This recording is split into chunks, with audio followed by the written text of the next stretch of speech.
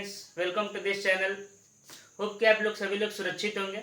ठीक है, जैसे कि हमने पिछले सेशन में बिजनेस साइकिल के बारे में समझा था कि बिजनेस साइकिल जो मतलब जो प्रोडक्शन होता है वो कितने कितने फेजेस से, जो इकोनॉमी होता है वो कितने कितने फेजेस से गुजरता है। तो जिसमें हमने डिप्रेशन देखा था, रिकवरी देखा था, फिर हमने बूम देखा था, फिर रिसेशन के बारे में समझा था कि उस पर इन्फ्लेशन का क्या इम्पैक्ट पड़ता है, डिप्रेशन के समय कितना इन्फ्लेशन होता है, रिकवरी के समय क्या होता है, बूम पे इन्फ्लेशन क्या होता है।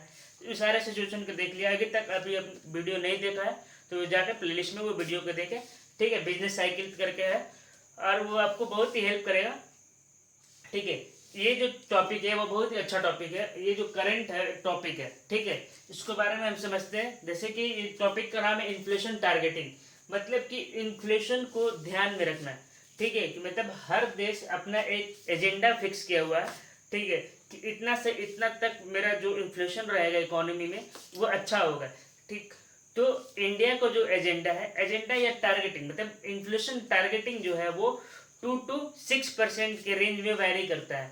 अगर इससे ज़्यादा होता है तो इकोनॉमी के लिए हानिकारक है। जैसे कि आपने देखा था कि मई में जो पिछले मंथ्स में जो हमारा 13% के आसपास इन्फ्लेशन पहुंच गया है। ठीक है, मतलब वो बहुत ही ज़्यादा है, डबल है, जो हमारा टारगेट है उससे बहुत ही ज़्यादा है। ठीक है, तो समझते हैं कि इन्फ्लेशन टारगेटिंग क्या होता है, इसका बैकग्राउंड क्या है, इसका ऑब्जेक्टिव्स क्या है, और जो एग्रीमेंट हुआ था गवर्नमेंट और आरबीआई के बीच उसके बारे में समझते हैं कि जो गवर्नमेंट ने टास्क दिया था आरबीआई को कि आपको इन्फ्लेशन जो है वो इतना तक रखना है, अगर वो आरबीआई नहीं रखता है तो क्या होता है।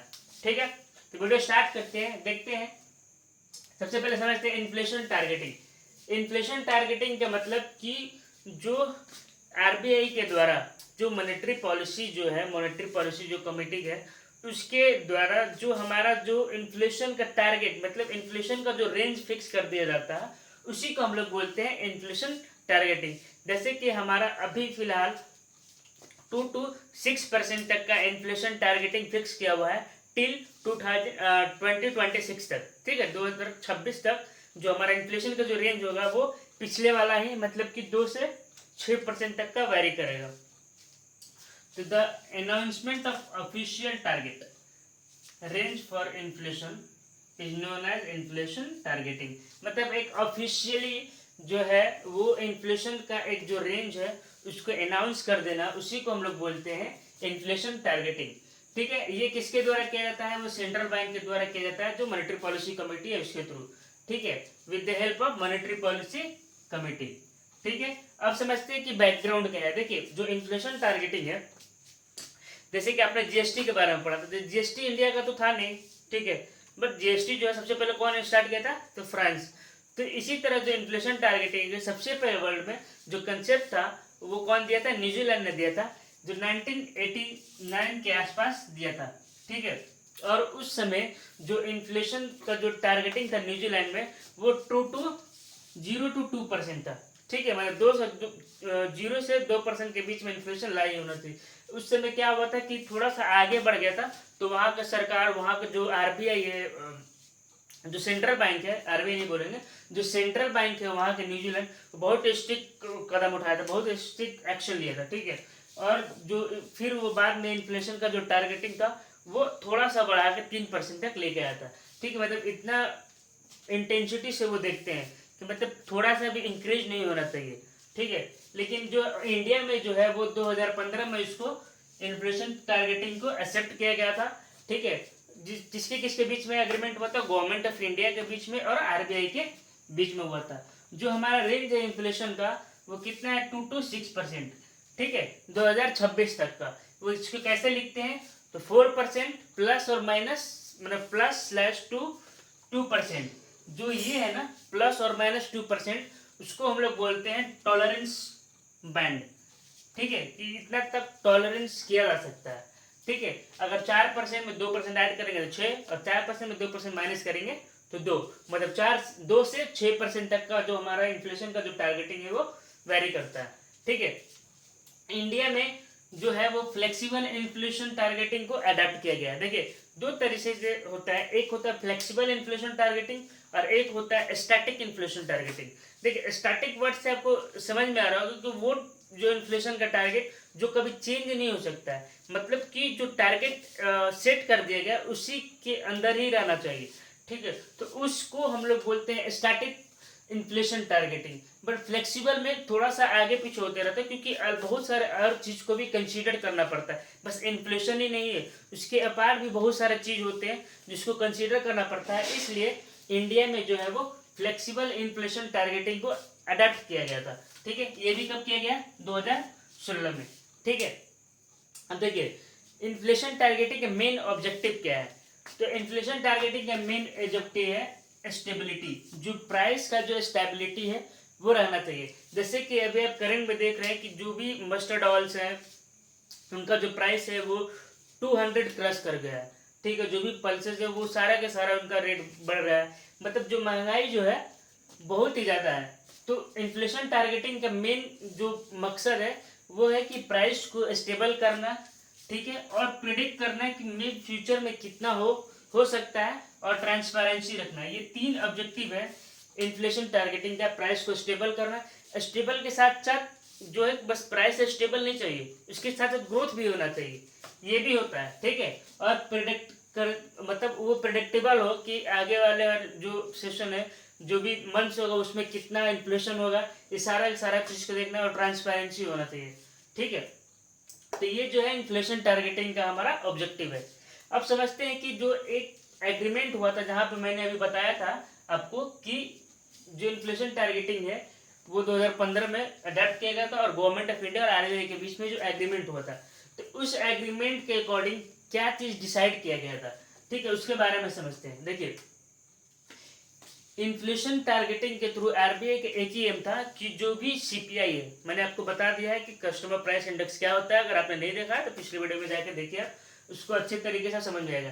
तो जो भी सीपीआईसी है, मतलब जो कस्टमर प्राइस इंडेक्स है, मतलब जो हम लोग पे करते हैं, ठीक है, उसके जो प्राइस है उसको मतलब 6% तक का इन्फ्लेशन रखना है, ठीक है।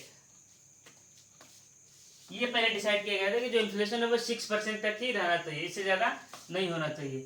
जो हमारा हेल्दी, मैंने ऊपर में बताया कि जो हमारा इन्फ्लेशन, जो हेल्दी इन्फ्लेशन कब बोलेंगे, जब 2 से 6% के बीच में जब रहता है तो वो हेल्दी इन्फ्लेशन होता है, ठीक है।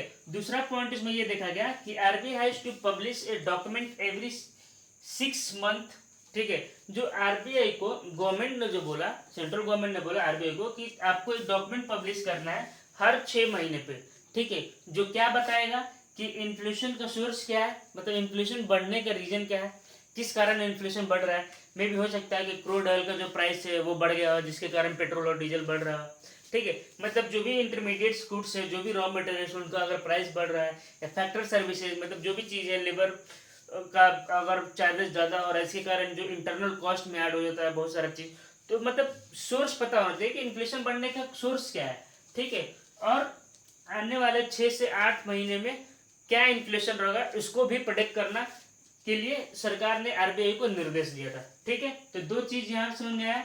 तीसरा कि अगर आरबीआई अगर इन्फ्लेशन को कंट्रोल करने में फेल्ड होती है, ठीक है, RBI shall be seen to fail if the inflation मतलब अचीव करने में जो टारगेट है उसको तब फेल माना जाएगा जब वो 6% से ज़्यादा होगा, ठीक है, या 2% से कम होगा, ठीक है। 2% से कम भी हो गए तो वो भी एक दिक्कत है, क्योंकि उस समय डिप्लेशन आने लगा, लोगों का एग्रीगेट डिमांड भी कम हो जाएगा, ठीक है, बहुत सारा चीज़ सब कुछ नेगेटिव में चला जाएगा, जो एम्प्लॉयमेंट है वो भी डाउन होने लगेगा, प्रोडक्शन जो है वो भी कम होने लगेगा। किसी भी इकोनॉमी में सबसे इंपॉर्टेंट चीज़ है प्रोडक्शन नहीं होगा तो वो कुछ नहीं हो सकता है, ठीक है। तो अगर आरबीआई को फेल तब बोला जाएगा जब उसका जो इन्फ्लेशन है वो 6% से ज़्यादा हो जाए या 2% से कम हो जाए। तो ये 2 समय में हुआ था, 2015 और 16 में, ठीक है, लगातार 3 क्वार्टर में, ठीक है, 4 क्वार्टर होता है, 3 क्वार्टर में जो है वो 6% से ज़्यादा इन्फ्लेशन था। और 2016 और 17 में देखा गया कि जो इन्फ्लेशन है वो बहुत ही कम हो गया है, ठीक है, 2% से भी नीचे हो गया था 2016 और 17 में, ठीक है। अब चौथा पॉइंट ये है कि यदि आरबीआई फेल्ड हो जाता है अगर गवर्नमेंट को रिपोर्ट देने में, ठीक है, अगर यहाँ पे क्या अकाउंटेबल बनाया है आरबीआई को गवर्नमेंट ऑफ इंडिया ने, तो अगर जो आरबीआई है वो फेल्ड हो जाता है और गवर्नमेंट को मतलब उसको गवर्नमेंट को रिपोर्ट देना होता है, ठीक है। अब देखिए रिपोर्ट में क्या क्या चीज़ होगा, इसमें पहले ये लिखा रहेगा कि रीजन फॉर फेलर, फेलियर होने का रीजन क्या है, मतलब 6% से ज़्यादा होने का और 2% से कम होने का रीजन क्या है, इसके बारे में आरबीआई से पूछा जाएगा गवर्नमेंट के द्वारा। फिर उसके लिए क्या रेमेडीज, क्या आप एक्शन ले रहे हैं, अगर जो 6% से ज़्यादा है तो क्या एक्शन ले रहे हैं, 2% से कम है तो एक्शन क्या ले रहे हैं। अब आपको सब पता है कि अगर इन्फ्लेशन कम है तो उसको कैसे बढ़ाना है, ज़्यादा है तो कैसे, क्योंकि मैंने ये सारा का सारा चीज़ पहले ही ऑलरेडी बता चुका, ठीक है। तो रेमेडीज एक्शन क्या ले रहा है आरबीआई, उसके बारे में भी गवर्नमेंट को बताना है, ठीक है। फिर estimated price under which the targeting would achieve, और कितने टाइम के अंदर गवर्नमेंट जो है वो आरबीआई से सीधे सीधे पूछता है कि कितने टाइम के अंदर तुम जो इन्फ्लेशन है उसको कंट्रोल करो। तो जो भी टाइम भी इसमें बताना होता है, जो रिपोर्ट सेंड करता है आरबीआई गवर्नमेंट को कि हम इतने टाइम के अंदर जो है वो जो इन्फ्लेशन बढ़ा है उसको कंट्रोल कर लेंगे, ठीक है। यदि कोई भी आरबीआई को या फिर गवर्नमेंट ऑफ इंडिया को इसके बीच में कोई डिस्प्यूट्स होता है रिगार्डिंग द इन्फ्लेशन टारगेटिंग के लेके, तो जो बीच में जो पार्टी होगा वो गवर्नर होता है, ठीक है। ये सारा का सारा जो चीज़ है वो गवर्नमेंट, जो भी मैटर रहेगा वो गवर्नमेंट बोल रहा, गवर्नर के द्वारा ये सॉल्व किया जाएगा, ठीक है। होप कि आपको ये समझ में आएगा। देखिए अभी लेटेस्ट जो न्यूज, इसमें फरवरी में जो देखिए कैसे बढ़ रहा है हमारे यहाँ, फरवरी में कितना था, 4.83% था इन्फ्लेशन, मार्च में देखिए 7.39, अप्रैल में रिकॉर्ड तोड़ दिया, 2 डिजिट में आ गया, ठीक है। और मई में जो है वो 12 साढ़े मतलब 13% के आसपास मई में अभी जो है लेटेस्ट जो हमारा इन्फ्लेशन है वो 13% के आसपास, ठीक है। तो हम इसको क्या बोल सकते हैं, जैसे कि मैंने टाइप्स ऑफ इन्फ्लेशन बताया इसको गैलोपिंग इन्फ्लेशन बोल सकते हैं, ठीक है। हाइपर इन्फ्लेशन नहीं बोलेंगे अभी, हाइपर इन्फ्लेशन में जो बहुत ज़्यादा होता है, ये गैलोपिंग मतलब इंक्रीजिंग इन्फ्लेशन जो है वो बहुत तेज़ी से बढ़ रहा है, वो वाला इन्फ्लेशन जो है इंडिया में देखा जा रहा है, ठीक है। तो इसमें जो WPI भी है, होलसेलर प्राइस इंडेक्स भी बढ़ रहा है, रिटेल भी है, रिटेल जो है वो अप्रॉक्स इस बार जो मई में था 6.39% के आसपास था, वो भी बहुत ही ज़्यादा है।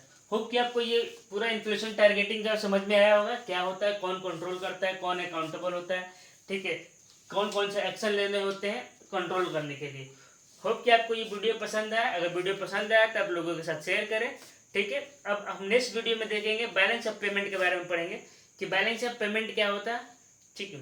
जो 12th में जो हमारा टॉपिक है उसको हम लोग कंप्लीट करेंगे आगे, ठीक है। और भी अगर कोई भी करंट जो प्रॉब्लम है उसको मैं अलग अलग वीडियो के थ्रू, जैसे बहुत सारे इंस्टीट्यूशंस हैं, बहुत सारे रिपोर्ट्स आते हैं, जो ग्लोबल हैप्पीनेस इंडेक्स क्या होता है, इंडिया का क्या रैंकिंग है, बहुत जो रिपोर्ट है उसके कौन पब्लिश करता है, ये सारा का सारा एक एक करके हम लोग धीरे धीरे सबको कवर करेंगे, ठीक है। ओके, ठीक है, थैंक यू सो मच।